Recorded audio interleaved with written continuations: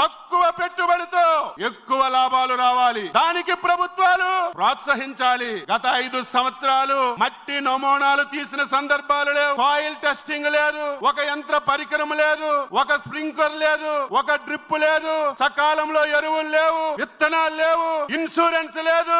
ఎప్పుడైనా ప్రకృతి విపత్తులు వస్తే ఆదుకున్నటువంటి సందర్భాలు 5 సంవత్సరాల్లో మనం ఎప్పుడు చూడలేదు. ఈ సంవత్సరంలోనే మొత్తం సమూలమైనటువంటి మార్పులు తీసుకొస్తున్నాం. వ్యవసాయం అంటే ప్రతి ఒక్కరూ వరి మీదే ఆధారపడుతున్నాం, కానీ దాని వల్ల రైతుకు మేలు జరగడం లేదు. అందుకే చంద్రబాబు నాయుడు గారు దీన్ని మనం డైవర్ట్ చేయాలి. ఈ రోజు రాయలసీమ ఉంది. రాయలసీమ హార్టికల్చర్ కి ఒక హబ్బుగా తయారవుతుంది. ఈ రోజు రాష్ట్రంలో 24 పంటలు 11 క్లస్టర్లుగా తయారు చేశాం. అందులో రాయలసీమలో 9 పంటల్ని ప్రాధాన్యతగా తీసుకొని రేపు భవిష్యత్తులో ఇక్కడ హార్టికల్చర్ ని అభివృద్ధి చేయాలని ప్రయత్నం చేస్తున్నాం. రైతుకి యంత్ర పరికరాలు మళ్ళీ చంద్రబాబు నాయకత్వంలో ప్రారంభించాం. ఈ రోజు రాయలసీమ ఉంది, నీరు తక్కువగా వస్తుంది. ఆ రోజు చంద్రబాబు నాయుడు గారు రాయలసీమలో ఇరిగేషన్ రావాలంటే స్ప్రింక్లర్లు, డ్రిప్పులు ఉండాలి. అవి కూడా 90% సబ్సిడీతో ఇవ్వాలని